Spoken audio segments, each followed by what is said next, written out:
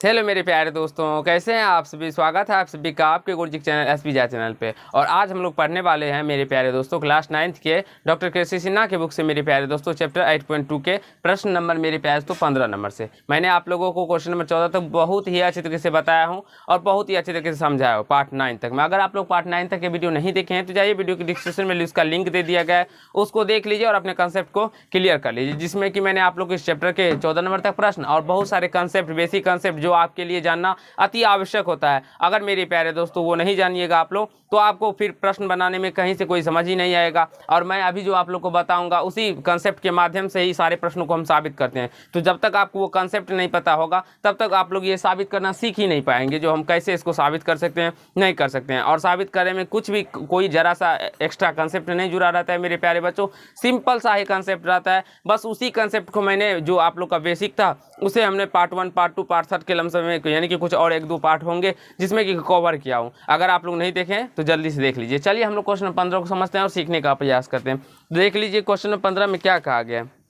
कहा गया है मेरे प्यारे बच्चों, जो यदि एक रेखा दो समांतर रेखाओं में से किसी एक पर लंब हो तो सिद्ध करे कि वह दूसरी रेखा पर भी लंब होती। कहा गया है, अच्छे तरीके से आप लोग पढ़िए। कहा गया है जो यदि एक रेखा दो समांतर रेखाओं में से किसी एक पर लंब हो तो सिद्ध कीजिए कि दूसरी रेखा पर भी लंब होती है। मेरे प्यारे दोस्तों ये मैंने आप लोगों के लिए डायग्राम बना रखा है, देख सकते हैं यहाँ पे। देखिए यहाँ पे दो रेखा है और ये PQ जो है मान लेते हैं वो AB पर लंब है, तो हमें साबित करना है जी वो दूसरी रेखा पर भी लंब है, यानी कि CD पर भी लंब है। हम कैसे साबित करते हैं और इस टाइप के प्रश्न मैंने आप लोग को पीछे भी बताए पार्ट्स में, तो देखिएगा तो फिर अपने से ये आप लोग बना लीजिएगा, ठीक है। वैसे मैं आपको बताऊँगा ही। चलिए हम समझते हैं जिसको कैसे हम लोग सॉल्व कर सकते हैं। देखिए मेरे प्यारे बच्चों, इस टाइप के प्रश्नों में कुछ नहीं रहता है। सबसे पहले हमें जो गिवन डेट रहता है वो लिखना होता है। तो आप बोलेंगे सर इसमें तो कुछ दिया ही नहीं है, लेकिन आप लोग को पता नहीं चल पाता है जिसमें क्या दिया है नहीं दिया है। जब आप लोग प्रश्नों को 2 बार 3 बार पढ़ेंगे तब आपको पता चलेगा। प्रश्न के अंदर ही कहा गया है, जब आप लोग प्रश्न पढ़ेंगे मेरे प्यारे बच्चों, कहा गया यदि एक रेखा दो समांतर रेखाओं में से किसी एक पे लंब हो, तो दो समांतर रेखा तो कहा गया, लिखेंगे चूंकि दिया है जो AB समांतर CD तथा AB समांतर CD तथा PQ लंब AB है। मेरे प्यारे बच्चों ये हमें दिया है जी, ये दोनों रेखा क्या है आपस में समांतर है। बाबू इधर देखिए, AB समांतर क्या है CD है, और ये PQ जो है वो किस पे लंब है, AB पे लंब है ना। तो हमें क्या सिद्ध करना है, देखिए लंब है, ये जो हमें दिया था वो हमने लिख लिया, तो हमें सिद्ध करना है। तो हमें साबित करना है कि क्या साबित करना है मेरे प्यारे बच्चों, यानी CD लंब, यानी कि PQ लंब CD है।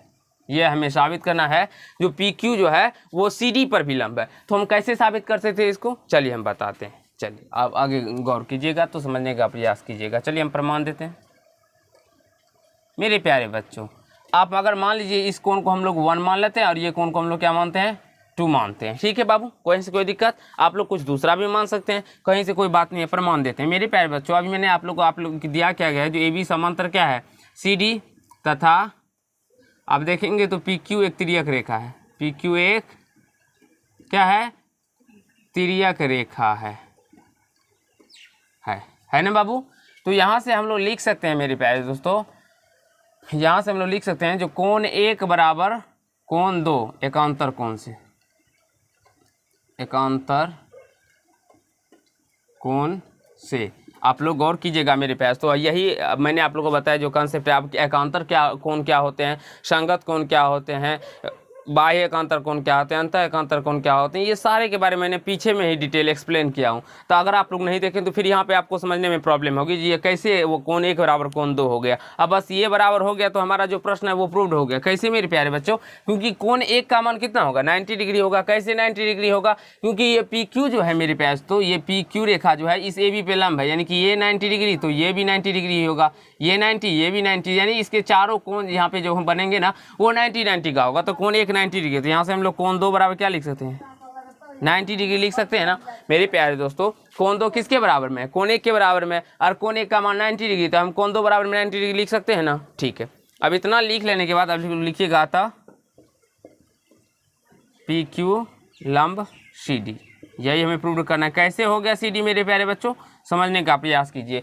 कोण 2 जब ये 90 डिग्री हो गया तो ये भी तो 90 ही डिग्री होगा मेरे प्यारे बच्चों, और जब ये 90 डिग्री हो गया तो ये 90 डिग्री यानी कि ये लंब होगा तभी ना ये 90 डिग्री आएगा। जब तक कोई रेखा यानी कि उस पर लंब नहीं होगा तब तक ये 90 डिग्री आ नहीं सकता है। तो आशा है आप सभी को समझ में आ गया। देखिए बस एकांतर कोण के ही से ही समझ में आ गया होगा, और ये हमारा प्रूव भी हो गया। तो देखिए कितना आसान सा प्रश्न है मेरे प्यारे बच्चों, और शायद आप लोग को ये प्रश्न देख के बहुत बड़ा भी लगता होगा और समझ में भी नहीं आता होगा, लेकिन जब आपको इसको करिएगा तो आपको समझ में आ जाएगा। और आप लोग को मैं इसी तरह के सारे कंसेप्ट बताए हैं। आप लोग को कोई भी बड़ा सा बड़ा प्रश्न हो जिसका सारे प्रश्नों को मैंने छिलका, एक कहते हैं ना छुड़ा के बताना, वो छिलका आप लोग का छुड़ा के बताया, आप लोग देख सकते हैं। चलिए हम लोग क्वेश्चन नंबर 16 को करते हैं, समझने का प्रयास करते हैं। क्वेश्चन नंबर 16 में मेरे प्यारे बच्चों कहा गया है जो नीचे की आकृति में, आकृति आप लोग के स्क्रीन पर बना हुआ देख लीजिए, नीचे की आकृति में ए बी समांतर सी डी तथा ए डी समांतर बी सी हो तो सिद्ध कीजिए कि कोण डी ए बी बराबर कोण डी सी बी। ठीक है मेरे प्यारे बच्चों, ये हमें साबित करना है। तो चलिए हम लोग साबित करते हैं। हमें दिया क्या गया, यहाँ से देखिए आवृत्ति में ए बी समांतर सी डी है और ए डी समांतर बी सी दिया गया है। तो जो दिया जाता है ना मेरे प्यारे बच्चों, वो सबसे पहले हम लोग लिखते हैं दिया है। दिया है, क्या दिया है मेरे प्यारे बच्चों, जो आप लोग देखेंगे जो ए बी समांतर सी डी, ए बी समांतर सी डी तथा ए डी समांतर बी सी है, यह हमें दिया गया है। तो सिद्ध क्या करना है वो देखिए। तो सिद्ध करना है कि मेरे प्यारे बच्चों क्या सिद्ध करना है, कोण डी ए बी बराबर कोण D C B, D C B, ये हमें साबित करना है। चलिए हम इसको कैसे साबित करेंगे वो हम अपने माइंड से सोचना होगा मेरे प्यारे बच्चों, ठीक है ना। और ये जो साबित करते हैं ये बस समांतर पर में जो काटता है यानी त्रिअक्षेदी रेखा, उसी के आधार पर हम लोग सारे प्रश्नों को साबित करेंगे, क्योंकि इस चैप्टर का ही नाम है मेरे प्यारे बच्चों लाइन एंड एंगल्स, यानी कि रेखा और कोण। तो चलिए अब हम लोग प्रमाण देते हैं।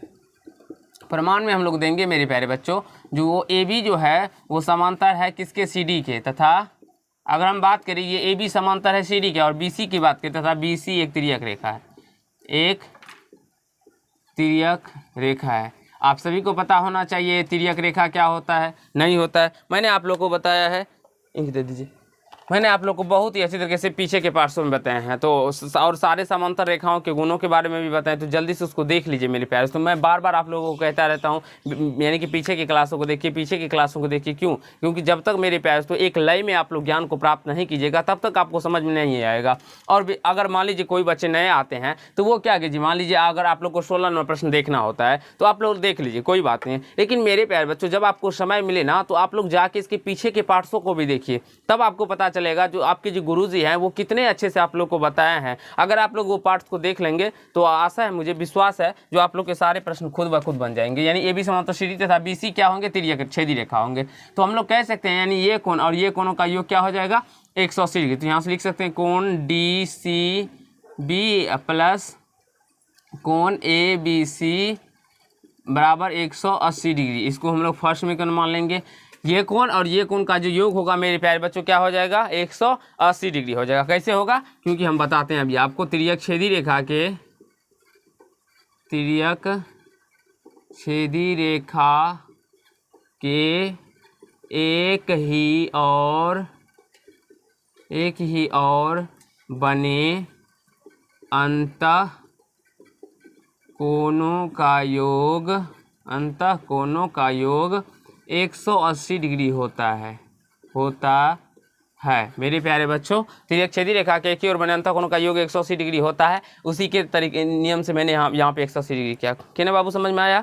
अब हम लोग नेक्स्ट कंसेप्ट को चलते हैं। अब ये ए बी समांतर सी डी तथा बी सी तिर्यक छेदी रेखा। अब हम लोग लिख सकते हैं चुपना ए डी समांतर बी सी तथा ए बी एक तिर्यक रेखा, ए बी एक तिर्यक रेखा है। तिर्यक छेदी रेखा भी लिख सकते हैं, तिर्यक रेखा भी लिख सकते हैं। देखिए AD समांतर BC ये आपके दिया गया है, AD समांतर BC। और अगर बात करें तो AB क्या हो जाएगा, तब त्रिअक्षेदी रेखा हो जाएगा। त्रिअक्षेदी रेखा के एक ही ओर बने अंतः कोणों का योग 180 डिग्री। तो यहाँ से लिख सकते हैं कोण DAB प्लस कोण ABC इक्वल टू 180 डिग्री हो जाएगा। कैसे हो जाएगा मेरे प्यारे बच्चों,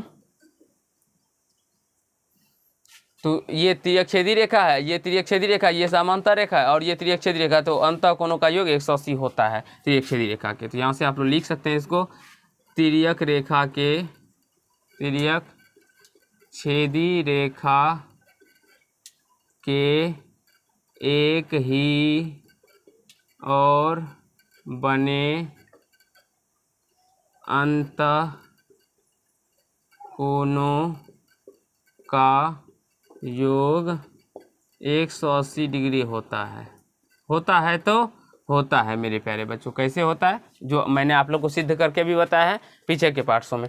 अब यहाँ से ये 2 हो गया। अब लिखेंगे हम लोग समीकरण फर्स्ट तथा 2 से, समीकरण फर्स्ट तथा सेकेंड से, 1 तथा 2 से या फर्स्ट तथा सेकेंड से। मेरे प्यारे बच्चों जब हम लोग समीकरण फर्स्ट और सेकेंड करेंगे तो देखिए आप लोग, ये भी RHS इसका 180 डिग्री, इसका भी RHS 180 डिग्री है। तो जब RHS समान हो तो हम लोग LHS को भी बराबर कर देते हैं, ठीक है। तो यहाँ से कोण DCB प्लस कोण ABC बराबर कोण DAB प्लस कोण ABC हो जाएगा, क्योंकि LHS RHS बराबर है तो LHS को भी बराबर कर देंगे। अब यहाँ से कोण ABC कट जाएगा, तो यहाँ से क्या निकल के आ जाएगा, कोण DCB इक्वल टू कोण DAB निकल के आ जाएगा बाबू। अब ये कैसे निकल के आ गया तो ये आप लोग समझ लीजिए मेरे प्यारे दोस्तों। हम क्या करते हैं तो बस ये ऐसे का इसको ऐसे, आप इसको उल्टा भी कर सकते हैं, या प्रूव्ड हमको हो गया ऐसे भी लिख सकते थे कोण DCB, और यही हमें प्रूव भी करना था। तो आई होप मेरे प्यारे बच्चों आप सभी को क्वेश्चन नंबर जितने भी थे अभी मैंने आप लोग को बताए हैं, कितना 16 नंबर समझ में आया होगा, कहीं से कोई दिक्कत या समस्या नहीं हुआ होगा। अब हम लोग क्वेश्चन नंबर 17 को समझते हैं और सीखने का प्रयास करते हैं। कहा गया है क्वेश्चन नंबर 17, आप लोग पढ़ ही लिए होंगे, नहीं तो आपकी स्क्रीन पर चला गया होगा, आप लोग देख सकते हैं। क्वेश्चन नंबर 17 में कहा गया है जो एक त्रियक रेखा 2 निर्दिष्ट रेखा M और N को इस तरह काटती है कि त्रियक रेखा के एक ही और के अंतः कोण समान है, तो क्या हमेशा M समांतर N है? नहीं मेरे प्यारे दोस्तों, M समांतर N का कंडीशन तभी होगा जब वो क्या होगा, तो एक लंब होगा। अगर मान लीजिए यहीं पे हम बात करें त्रिअक्षेदी रेखा के, अगर मान लीजिए ये कोण और ये कोण समान हो, तो समान कब हो सकता है, क्योंकि इस दोनों कोण का योग 180 डिग्री होता है। इस दोनों कोणों का योग कितना होता है मेरे प्यारे बच्चों, तो 180 डिग्री होता है। यहाँ पे समझने का प्रयास कीजिए, इस दोनों कोणों का योग कितना होता है, तो 180 डिग्री होता है, 180 डिग्री होता है, ठीक है।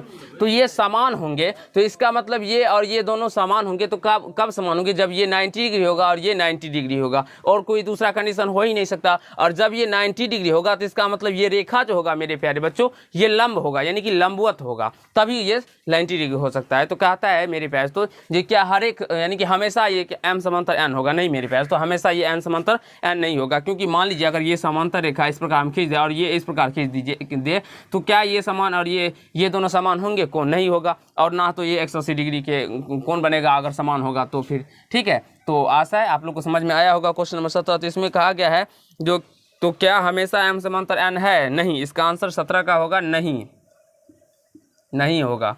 कारण में पूछा गया है तो संकेत में जो आपको लिखा गया है बस उसी को कारण में लिख दीजिएगा। क्या लिखा है, जो M समांतर N तभी होगा जब त्रियक रेखाएं M पर जो हो वो N लंब हो, तभी होगा मेरे पास। तो मैंने आप लोग को बताया जब M पर जो हो रेखा N जो हो क्या होगा, परस्पर लंबवत होगा, तभी हो सकता है। तो वही जो आप लोग को संकेत में लिखा गया उसको लिख दीजिएगा।